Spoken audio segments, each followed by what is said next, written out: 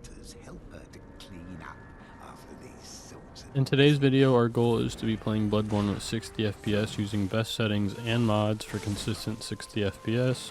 First thing I want to talk about is resolution differences and how anything above 1080p is considered unstable. In my experience testing different resolutions, anything above 1440p is unplayable all the way up to my 3440 by 1440 ultra wide. Up on screen I have a visual comparison between 1440 and 720p. You can see visual fidelity and frame rate differences. So the question now are, what are the best settings for me to play Bloodborne at 60 FPS and have a stable experience?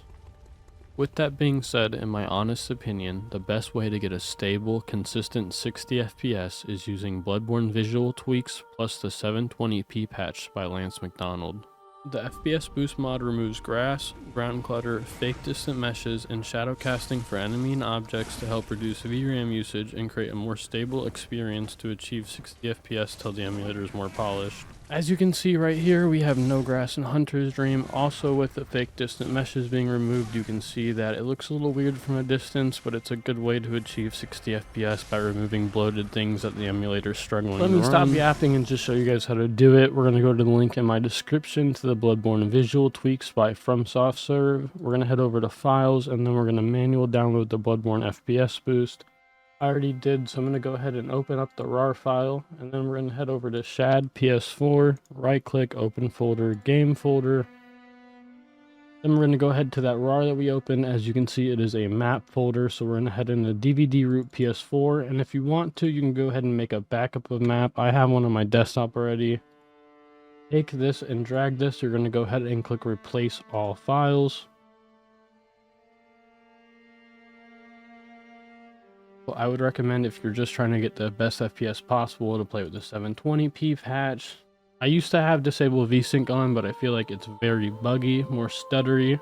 As always, I show the build I use, which is the main BB branch. I will go ahead and link this in the description so you can go ahead and download the same one if you're using a different one. Now that you can see in Hunter's Dream we have no grass, we can actually go over to the Garum fight and see that there's no grass in his arena either. A lot of areas in Central Yharnam and around the map have, removed clutter, no grass. Like I said, the fake distant meshing is removed, so that's less bloat on the screen. You can get less VRAM usage, and overall just a more stable 60 FPS experience if you have a lower end PC. I hope this video helps you in some way or another. If you have any other questions in the comments, go ahead and leave them. Currently, I do think the emulator is unstable. Would I recommend it to somebody? Yes, I think it's more viable than PS Now. I think it's more enjoyable than having a PS4 or even a PS5, since you're still stuck to horrible frame pacing and 30 FPS code. But as I said earlier, anything above 1080p is unstable. I would recommend playing with the 720p patch and the 60 FPS delta time using the FPS Boost mod, just to achieve a general 60 FPS experience with no frame dipping. In my next video, I'm going to be going over my top 5 mods on Nexus for Bloodborne, mods I think that can make the game more enjoyable or bring more life and content into it. If this video helped you guys in some form, shape, or way, please consider dropping a like, subscribe, and a comment. I'm going to be coming back soon with some more Bloodborne content, so go ahead and watch out for that. Remember, it's all about persistence. Just kidding, fuck Sony.